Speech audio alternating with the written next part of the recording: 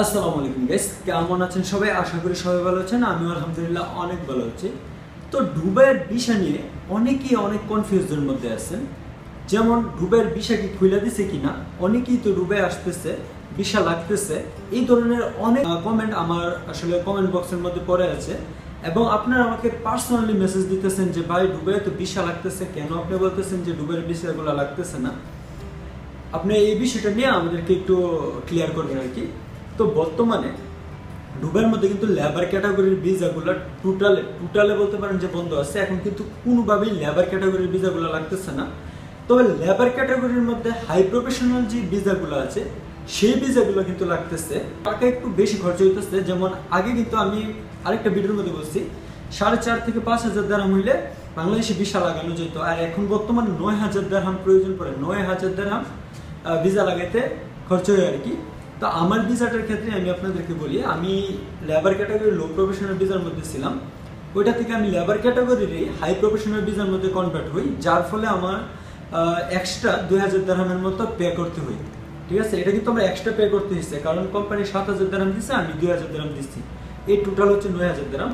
তো বর্তমানে লেবার ক্যাটাগরির লো প্রফেশনাল ভিসাগুলো বন্ধ আছে, তবে হাই প্রফেশনাল ভিসাগুলো হইতেছে। তবে দুবাইয়ের মধ্যে যারা আছেন শুধু তারাই তাদের ভিসাটাকে চেঞ্জ করতে পারবেন আর কি, ট্রান্সফার করতে পারবেন।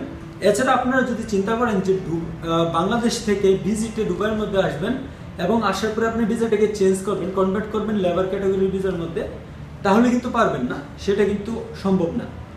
টোটালি বলে দিতেছি, হ্যাঁ আপনি আপনার ভিসাটাকে কিন্তু বিজনেস ভিসার মধ্যে কনভার্ট করতে পারেন, যেটাকে পার্টনার ভিসা বলি। বর্তমানে পার্টনার ভিসার মধ্যে একটা সমস্যা হচ্ছে যে পকেট ভিসাটা কিন্তু হইতেছে না। পার্টনার ভিসা যেটা লিগ্যাল ডকুমেন্ট দিয়ে কিন্তু আপনার পার্টনার ভিসাটা নিতে হইতেছে, নিজের বিজনেস দেখায় ওই ভিসাটা নেওয়া লাগতেছে। তো বর্তমানে বলা চলে যে শুধুমাত্র শিক্ষিত মানুষদের জন্য হয়তো বা দুবাই, ঠিক আছে। তো যাই হোক, আমি মজা করে কথাটা বললাম, কেউ সিরিয়াসলি নেবেন না। তো কথা হচ্ছে যে আপনারা আসতে পারেন, বিজনেস ভিসা লাগাইতে পারেন, সমস্যা নেই।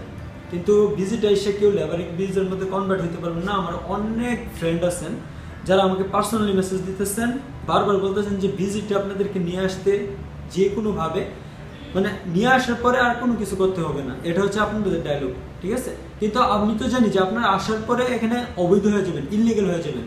আর ইললিগেল হইলে এই দেশে একটা সমস্যা হচ্ছে যে বর্তমানে নতুন যে আপডেটটা দিচ্ছে দুবাই সরকার, ইললিগেল যদি আপনি হয়ে যান, যদি পুলিশ আপনাকে ধরতে পারে, তাহলে কিন্তু আপনার জন্য 5টি কান্ট্রি, 4 থেকে 5টি কান্ট্রি, জিসিসির যে কান্ট্রিগুলো আছে সেই কান্ট্রিগুলো সারা জীবনের জন্য ব্যান হয়ে যাবে। তো সাবধান, বি কেয়ারফুল হয়ে যান। আসসালামু আলাইকুম। ভিডিও ভালো লাগলে অবশ্যই ভিডিওতে একটা লাইক করবেন, কমেন্ট করবেন, সাবস্ক্রাইব করতে ভুলবেন না।